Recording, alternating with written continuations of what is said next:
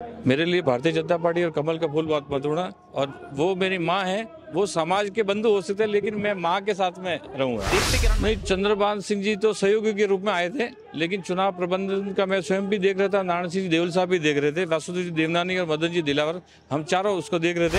Kumbhalgarh seat पे क्या लगता है आपको? सुरेंद्र सिंह राठौड़ है, उनके सामने राजपूत प्रत्याशी हैं, क्या लगेगा आपको?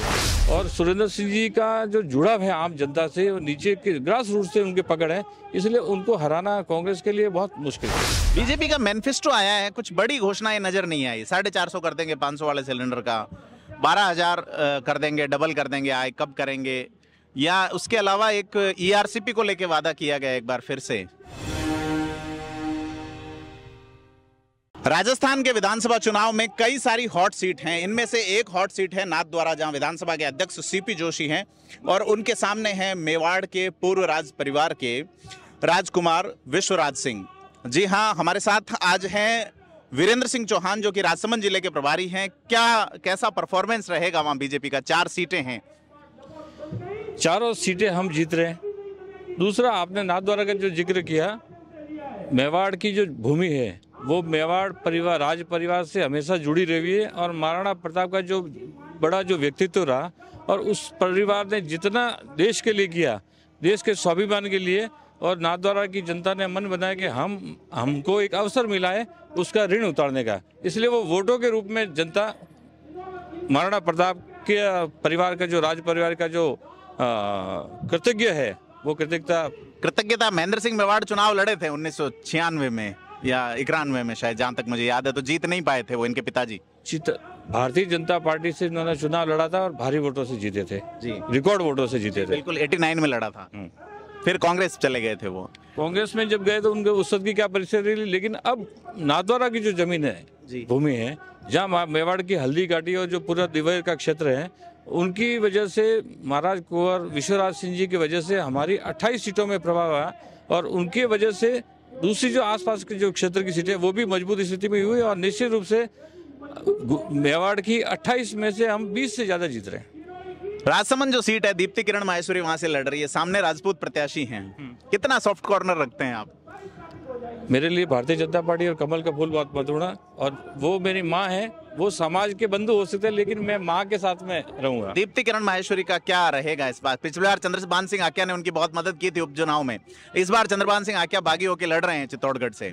नहीं, चंद्रभान सिंह जी तो सहयोगी के रूप में आए थे, लेकिन चुनाव प्रबंधन का मैं स्वयं भी देख रहा था, नारायण सिंह देवल साहब भी देख रहे थे, वासुदेव जी देवनानी और मदन जी दिलावर, हम चारों उसको देख रहे थे।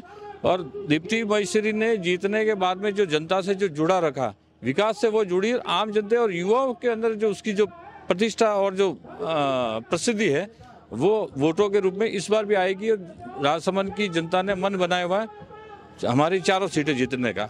कुंभलगढ़ सीट पे क्या लगता है आपको? सुरेंद्र सिंह राठौड़ है, उनके सामने राजपूत प्रत्याशी हैं, क्या लगेगा आपको? सुरेंद्र सिंह जी राठौड़ जीतने के बाद में 365 दिन काम करते हैं, जनता के बीच में रहते हैं और उनके बाद में सुख दुख में और विकास में जुड़े हुए रहते हैं, इसलिए उनको एक विकास का आइकॉन के रूप में जाने और पहचाने जाते हैं।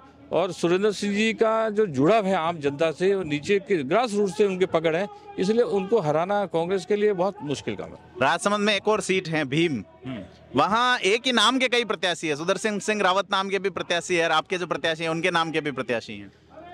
वहाँ भीम का जो विधानसभा क्षेत्र है, वहाँ की जनता का जो टेस्ट है वो हिंदुत्व के लेकर के है और सुदर्शन सिंह ने जो 5 साल में जिस प्रकार के हिंदुत्व को कुचलने की कोशिश की, अब वो जब हनुमान चालीसा का पाठ पढ़ रहे हैं तो वो उनके काम नहीं आ रही है। जनता, कल भी मैंने वहाँ बड़ी आम सभा थी, 15 से 20 हजार लोग वहाँ पर आए और वो उनका जो चेहरे से जो फेस रीडिंग था, उनका जो वाइब्रेशन था, वो इस बार सत्ता को परिवर्तन करने का है और निश्चित रूप से उन्होंने मन बनाया हुआ कि इस बार हरि सिंह जी को वो जिताएंगे और सुदर्शन सिंह को हराएंगे। बीजेपी का मैनिफेस्टो आया है, कुछ बड़ी घोषणाएं नजर नहीं आई। 450 कर देंगे 500 वाले सिलेंडर का, 12,000 कर देंगे, डबल कर देंगे आय, कब करेंगे? या उसके अलावा एक ईआरसीपी को लेके वादा किया गया एक बार फिर से। क्या लगता है मैनिफेस्टो के आधार पे आप चुनाव जीतेंगे इस? देखो, मैनिफेस्टो में हमेशा करना वही चाहिए जो आप वादे, वही करना चाहिए जिसको आप पूरा कर सको। और भारतीय जनता पार्टी जो कहती है वो करती है, जो कहा है वो उतना, जितना कहा है उतना पूरा करेगी। और उन्होंने मैनिफेस्टो में जितनी भी जो बातें सुविधा है वो आम जनता और गरीब तबके को लेकर के और समाज के 36 वर्ग को लेकर के और युवाओं के लिए विशेष करके और किसानों के लिए उन्होंने अपना एक एजेंडा दिया है। इसलिए उस मुद्दे पर ही चुनाव होगा और उसको जनता ने स्वीकार कर लिया राजस्थान में। और इसलिए अब अशोक गहलोत की जो ये गारंटी और ये मोबाइल और जो रेवड़ियाँ बांटने का जो था उसको जनता ने रिजेक्ट कर दिया। आम जनता ने मन बना लिया कि ये फ्री का देने से काम नहीं चलता है, हमको स्थायी रूप से कुछ डेवलपमेंट के काम चाहिए जिससे हमारा संसाधन डेवलप कैसे हो, हमारे रोजगार के कैसे डेवलपमेंट मिले। युवा बेरोजगार युवा बड़ी संख्या में 8 करोड़ की आबादी में 50,000 जॉब साल के देंगे, 2.5 लाख नौकरियां। आप फ्री का कह रहे हैं मना करने का, आप 6,000 वाले को 12,000 कर रहे हैं, तो कर तो बीजेपी भी रही है। नहीं, बीजेपी ने वही कर रही है जो वो आम जनता और युवाओं के। बीजेपी ने मैनिफेस्टो इस बार आम जनता से लिया है कि हमको क्या चाहिए, ये बीजेपी को जनता ने बताया और जनता ने उसको लागू किया।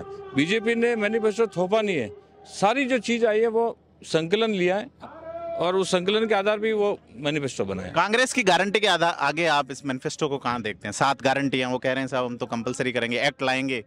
गारंटी को जनता ने ठुकरा दिया और आप 25 तारीख को देखोगे वो गारंटी के विरोध में और गारंटी के जो वो जो जिसको जनता ने नकार दिया है उसका परिणाम आएगा 25 को मतदान करके। और 3 तारीख को जब पेटियां खुलेगी ये गारंटियां सारी खत्म हो जाएगी। तो वीरेंद्र सिंह चौहान बड़े आशान्वित हैं कि भारतीय जनता पार्टी का मैनिफेस्टो जो है वो कांग्रेस की गारंटी पे भारी पड़ेगा।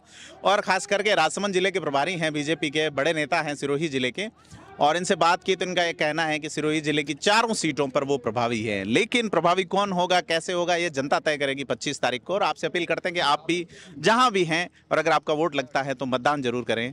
थिंक 360 देखने के लिए धन्यवाद। चैनल को सब्सक्राइब, लाइक, शेयर, वीडियो को कमेंट जरूर करें।